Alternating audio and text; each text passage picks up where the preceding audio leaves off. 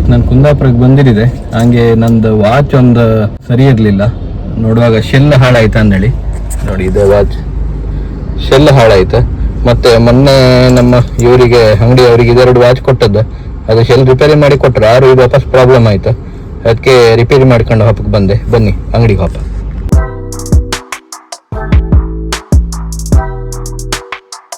ಈ ವಾಚ್ ಅಂಗಡಿಯವರು ತುಂಬಾ ಒಳ್ಳೆ ಜನ. ಎಂತ ಹೋಯ್ತು ಅದು ಮಾತ್ರ ರಿಪೇರಿ ಮಾಡಿ ಕೊಡ್ತಾರ, ಬ್ಯಾಡ್ದಿದ್ದೆಲ್ಲ ಹೇಳುದಿಲ್ಲ ಅವ್ರ. ನಾನು ಅದಕ್ಕೆ ಈ ಅಂಗಡಿಗೆ ಬಪ್ಪುದು ವಾಚ್ ರಿಪೇರಿಗೆ. ಅಂಗಡಿ ಹೋದ ಕೂಡಲೇ ಒಂದ್ಸತಿ ಉಭಯ ಕುಶಲೋಪರಿ ಮಾತಾಡ್ಸ್ಕೊಂಡು 3 ವಾಚ್ ಕೊಟ್ಟೆ. ಅವ್ರು ವಾಚ್ ತಗೊಂಡು ಚೆಕ್ ಮಾಡೋಕೆ ಸ್ಟಾರ್ಟ್ ಮಾಡ್ರ.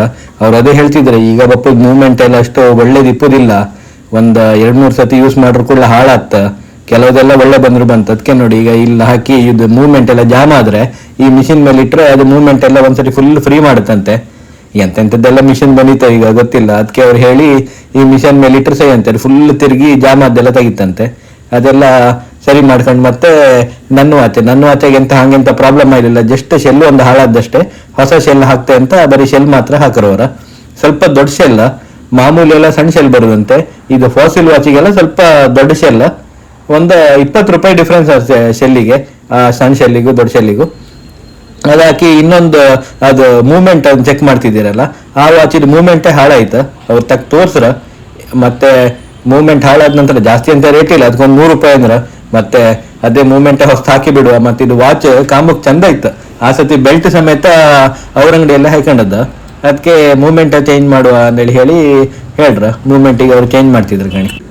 ವಾಚ್ ಎಲ್ಲ ರಿಪೇರಿ ಆಯ್ತು. ಟೋಟಲ್ ಒಂದು 170 ರೂಪಾಯಿ ತಕೊಂಡ್ರು ಅವರು. ಅದನ್ನ ಕೊಟ್ಟ ಕಡಿಕ್ ನಾನು ಸೀದಾ ಕುಂದಾಪುರ ವೆಂಕಟರಮಣ ದೇವಸ್ಥಾನಕ್ಕೆ ಬಂದೆ.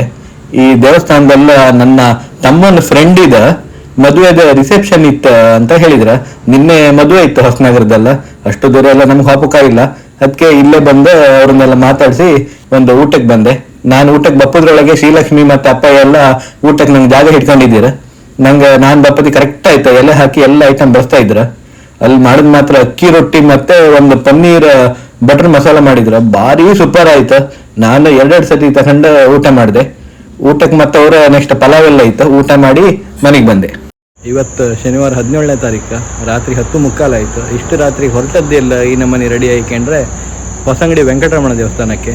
ಅವ್ರದ್ದು ಏಕಾಹ ಭಜನೆ ಉಂಟು. ರಾತ್ರಿ 12:30 1:00 ತನಕ ಕೊಟ್ಟಿದ್ರ. ಅವರು ಈ ಟೈಮ್ ಕೊಟ್ಟ ಮೇಲೆ ನಾವು ಹೋಯ್ಕೆ ಆಗ್ತದೆ, ಯಾಕಂದ್ರೆ ಅವರು ಸಹ ನಮ್ಮ ದೇವಸ್ಥಾನಕ್ಕೆಲ್ಲ ಬರ್ಕಲ್ಲ. ಅದಕ್ಕೆ ನಾವು ಹೋಯ್ಕೆ ಆಗ್ತ. ಹಣ್ಣು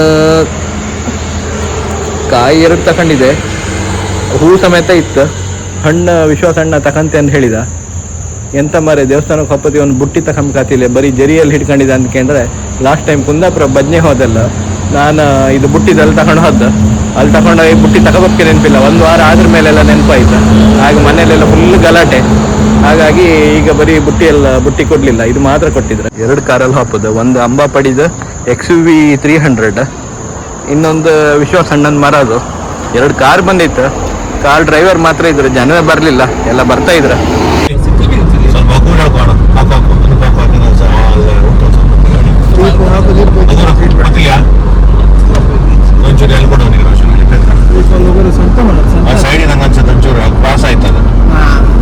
ರೆಕಾರ್ಡ್ ಮಾಡಿದೆ ಈಗ ಹೇಳ್ತಾ ಬಂದಲ್ಲಿ ಸೀಟ್ ಬೆಲ್ಟ್ ಹಾಕಂತಿಲ್ಲ, ಸಿಕ್ಕ ಬಿದ್ದೈತೆ.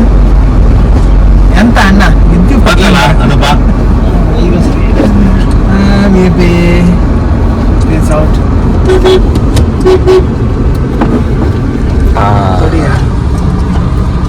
ನಾಗೇಶ್ ಪುಯ್ಯ ಮಾಡಿ ಇದೀಗ ಅಂಬಪಡಿ ನಾವು ಯೂಟರ್ನ್ ತಗಂತ ಇವೆಲ್ಲ ಮರಿ ಎಲ್ಲ ನಾಗರಾಜ ಕೋಳಿ ಬಜೆ ಅಲ್ಲ, ಕೋಳಿ ಮಜಾ ನಾಗರಾಜ ಕೋಳಿ ಬಜೆ. ನಾನು ಬಜೆ ಅಂತ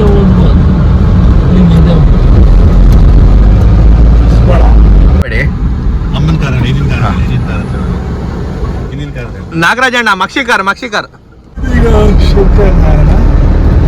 ಇದೀಗ ಮುಂದಿನದಿಲ್ಲ ಶಂಕರನಾರಾಯಣ ಬಾಗಿಲುಗಳು ಎಡಬದಿಗೆ ತೆರೆಯುತ್ತವೆ.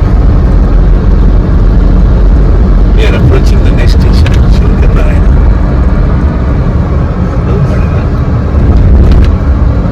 ತಲಮಾರೆ ಹಾಗೆ ಸ್ವಲ್ಪ ರೈಟ್ ಮಾಡಿದೆ.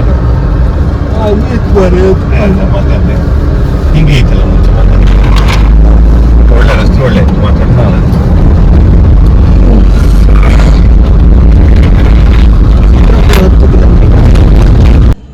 ಪಂಚಾಯತಿ ಟ್ರೈನ್ ಮಾಡಿ ಇಚ್ಚಿದಾಗಂತ ಹೌದು ಹನ್ನೆರಡು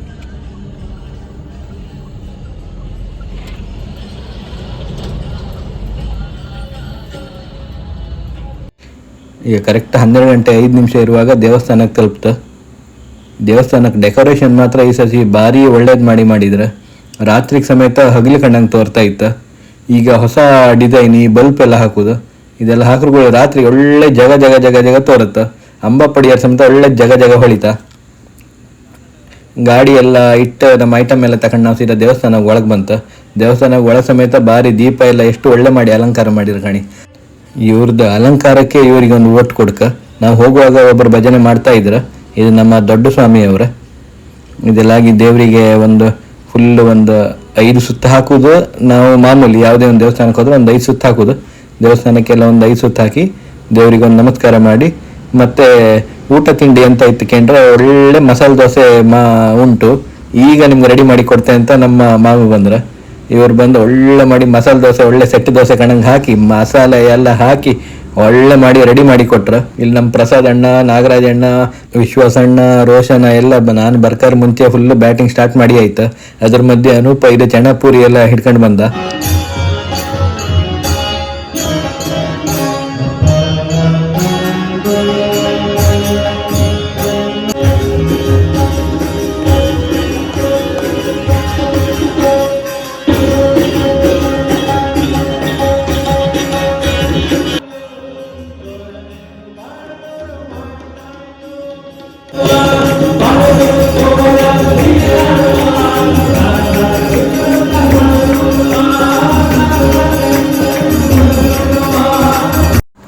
ಭಜನೆ ಎಲ್ಲ ಪೂರೈಸಿ ಹೊಸಂಗಡಿಯಿಂದ ಹೊರಡೋತಿಗೆ 2 ಗಂಟೆ ಆಯ್ತು. 2 ಗಂಟೆ ಆದರೂ ಜನ ಸುಮಾರು ಇದ್ದಿದ್ರು. ಎಲ್ಲರಿಗೆ ಮಾತಾಡಿಸಿ ನಮ್ಮೂರಿದೊಂದು ಪಡಿಯಾರ ಅವ್ರ ಹೆಂಡತಿ ಮನೆ ಇಲ್ಲೇ ಅಂತೆ. ಇಲ್ಲಿ ನೋಡಿ ಇವರಿದ್ರಲ್ಲ ಇವರಿಗೆಲ್ಲ ಬಾಯ್ ಮಾಡಿ ನಾವು ಹೋಗು ಊರ ಹೊರಡುವ. ಇನ್ನು 2 ಗಂಟೆ ಆಯ್ತು ಮತ್ತು ನಾಳೆ ಬೆಳಗ್ಗೆ 7 ಅಂದೇಳಿ ನಾವು ಹೋಗು ಊರ ಹೊರಡ್ತು. ಈಗ ಅದೇ ರಾತ್ರಿಗೆ ಹೋಗೋದಂದ್ರೆ ಹೆದರಿಕೆ ಹಾಗೂ ಊರ ನಾವು ಬಂತು ನೋಡಿ. 3 ಗಂಟೆ ಆಯ್ತು ಮನೆಗೆ ತಲುಪುವಾಗ.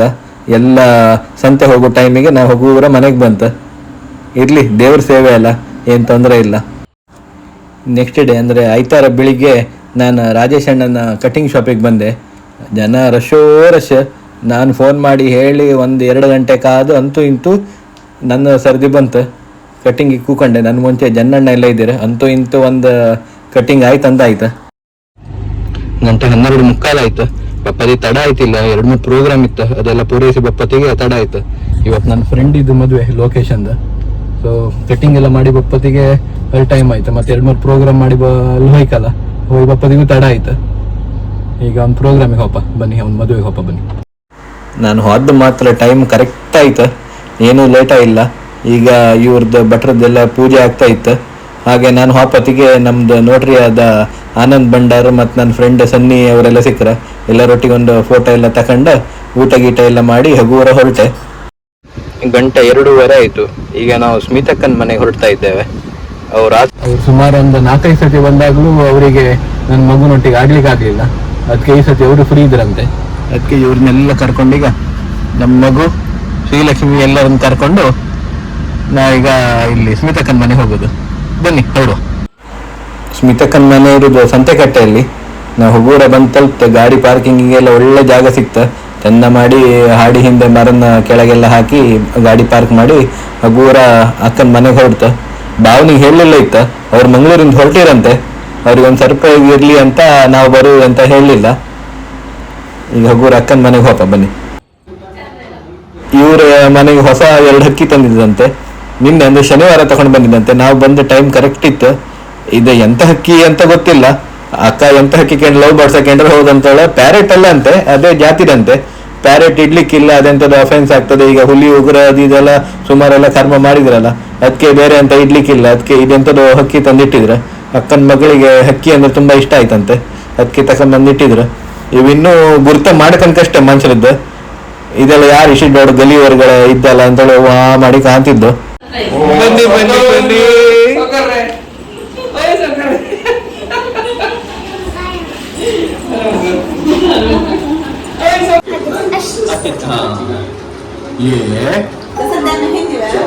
मनु कसा म्हणत आहे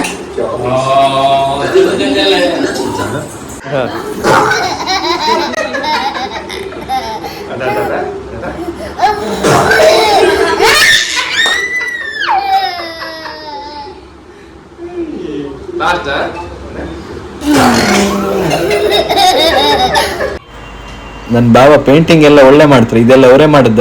ಸುಮಾರು ವರ್ಷದ ಹಿಂದೆ ಅವ್ರು ಪೇಂಟಿಂಗ್ ಮಾಡಿದ್ದ.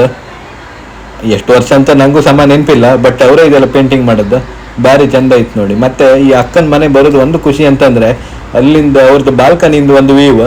ಇವ್ರದ್ದು ಮಾಂಡವಿ ಅವ್ರದ್ದು ಈ ಬಿಲ್ಡಿಂಗ್ ಬರಲಿಲ್ಲ ಅಂತೇಳಿ ಹೇಳಿದ್ರೆ ಹಿಂದೆ ರಜತ್ ಆದ್ರೆ ಎಲ್ಲ ತೋರ್ತಿದ್ದ ಮಣಿಪಾಲದ್ದು. ಆ ವ್ಯೂ ಕಾಣ್ಲಿಕ್ಕೆ ಅವ್ರ ಮನೆಗೆ ಹೋಗ್ಬೇಕು. ಅವ್ರ ಮನೇಲೆಲ್ಲ ಮಾತಾಡಿ ಗಮ್ಮತ್ ಮಾಡಿ ಕತೆ ಆಡಿ ಅಂತೂ ಇಂಥ ಹಗುರು ಕತ್ಲೆ ಆಯ್ತು. ಇನ್ನು ಮನೆ ಬದಿಗೆ ಹೊರಡುವ, ಇಲ್ದಿದ್ರೆ ಮನೆಯಲ್ಲ ಅಪ್ಪ ಅಮ್ಮ ಹಗುರು ಬೈಯೋಕ್ ಶುರು ಮಾಡ್ತಾರೆ. ಅಂದ್ರೆ ಹಗುರು ಹೊಡ್ತ ಇವಳಿಗೆ ಬಪ್ಪಕ್ಕೆ ಖುಷಿ ಇಲ್ಲ.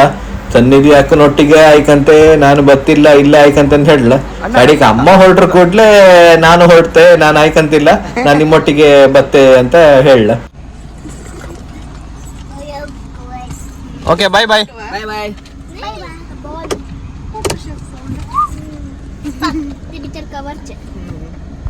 मुन्ना बाय कर सकड़ा का Bye. Flying kiss करी.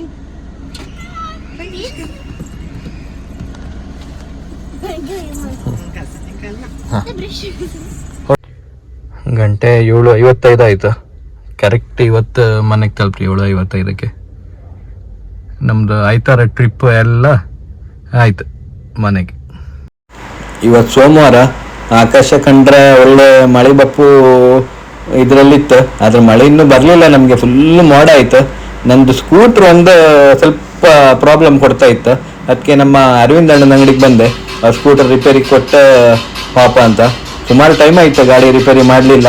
ಅದಕ್ಕೆ ನಮ್ಗೆ ಅವರು ಬೆಸ್ಟ್ ಜನ, ಗಾಡಿ ಎಲ್ಲ ಸ್ವಲ್ಪ ಚೀಪಲ್ಲಿ ರಿಪೇರಿ ಮಾಡಿ ಕೊಡ್ತಾರೆ, ಮತ್ತೆ ಬೇಕಾದ ಐಟಮ್ ಮಾತ್ರ ಹಾಕ್ತಾರೆ. ಅದಕ್ಕೆ ಈ ಸತಿ ಅವರಿಗೆ ಹೇಳ್ತಾ ಎಂತಂದು ನೀವೇ ಚೆಕ್ ಮಾಡಿ ಮಾರ್ರೆ, ಎಂತ ಐಟಮ್ ಬೇಕು ಹಾಕಿ ಅಂತ. ಅವ್ರದ್ದು ಒಂದು ಒಳ್ಳೇದು ಅಂತ ಅಂದ್ರೆ ಎಂತ ಐಟಮ್ ಹೋದ್ರು ಅವ್ರು ಫೋನ್ ಮಾಡಿ ಹೇಳ್ತಾರೆ, ನೋಡಿ ಇದೊಂದು ಐಟಮ್ ಹೋಯ್ತು ಮಾರ್ರೆ, ಇದೊಂದು ಹಾಕೋದಾಕೆ ಹೇಳ್ತಾರೆ. ಇವ್ರ ಸರ್ವಿಸ್ ಅಲ್ಲಿ ಬ್ರೇಕ್ ಶೂ, ಏರ್ ಫಿಲ್ಟರ್ ಮತ್ತೆ ಇಂಜಿನ್ ಆಯಿಲ್ ಎಲ್ಲ ಸೇರಿ ಒಂದು 1200 ರೂಪಾಯಿ ಆಯ್ತು. ಸ್ವಲ್ಪ ಚೀಪೇ ಅದು, ಇರ್ಲಿ. ಇವತ್ತು ಸಾಯಂಕಾಲ ನಮಗೆ ಉಪ್ಪುಂದದಲ್ಲ ಭಜನೆ ಇತ್ತು. ಇಲ್ಲಿ ಎಂತಂದ್ರೆ ಇವ್ರದ್ದು ಹೊಸ ಕಲಾಮಂದಿರ ಎಲ್ಲ ಓಪನ್, ನಮ್ಮ ಗೋಕರ್ಣ ಪರ್ತಗಾಳಿ ಮಠದ ಮಠಾಧೀಶರಿಂದ ಇಲ್ಲಿ ಓಪನ್ ಇತ್ತು. ಈ ಉಪ್ಪುಂದದವರು ನಮ್ದು ಸಂಬಂಧ ಭಾರಿ ಒಳ್ಳೆ ಇತ್ತು. ಅವ್ರು ಎಂತ ಪ್ರೋಗ್ರಾಮ್ ಆದ್ರೂ ಭಜನೆಗೆ ನೀವೇ ಬರ್ಬೇಕು, ನಿಮ್ಮಿಂದವೇ ನಮ್ಮ ಭಜನೆ ಎಂಡ್ ಆಗ್ಬೇಕು ಅನ್ನೋದು ಅವ್ರ ಮನ್ಸಲ್ಲಿತ್ತು. ಯಾವತ್ತೂ ಅವ್ರು ಅದೇ ಹೇಳೋದು. ನೋಡಿ ಅವ್ರದ್ದು ಪ್ರೋಗ್ರಾಮ್ ಲಿಸ್ಟ್ ನೋಡಿ, ಇಷ್ಟು ಪ್ರೋಗ್ರಾಮ್ ಮಾಡ್ತಾರೆ ಅವರು. ಇದೆಲ್ಲ ಆದ ನಂತರ ಮತ್ತೆ ಅವ್ರದ್ದು ರಕ್ತದಾನ ಸಮೇತ ಇದ್ದೀತಂತೆ.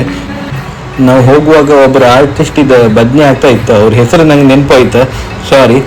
ಹಾಗೆ ಅವ್ರದ್ದು ಭಜನೆ ಆದ ನಂತರ ನೆಕ್ಸ್ಟ್ ನಮ್ಮ ಭಜನೆ. ಅದಕ್ಕೆ ನಾವು ಹೇಳಿದಾಗೆ ನಾವು ಫಸ್ಟಿಗೆ ಒಂದ್ಸರಿ ದೇವಸ್ಥಾನದ ಒಳಗೆ ಹೋಗಿ ದೇವರಿಗೆ ಒಂದು 5 ಸುತ್ತ ಹಾಕಿ ಬಂತು. ಅಷ್ಟೊತ್ತೊಳಗೆ ಅವ್ರದ್ದೆಲ್ಲ ಭಜನೆ ಆಗಿತ್ತು.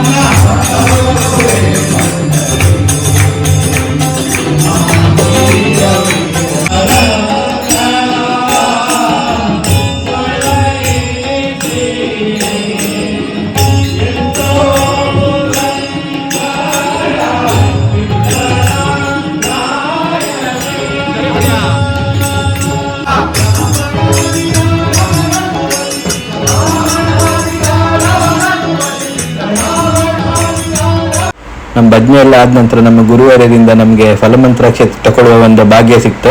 ಗುರುಗಳ ಹಾಗೂ ಶ್ರೀ ದೇವರ ಆಶೀರ್ವಾದದೊಂದಿಗೆ ಈ ಬ್ಲಾಗ್ ಅನ್ನು ಎಂಡ್ ಮಾಡುವ. ಎಲ್ಲರಿಗೂ ಧನ್ಯವಾದಗಳು.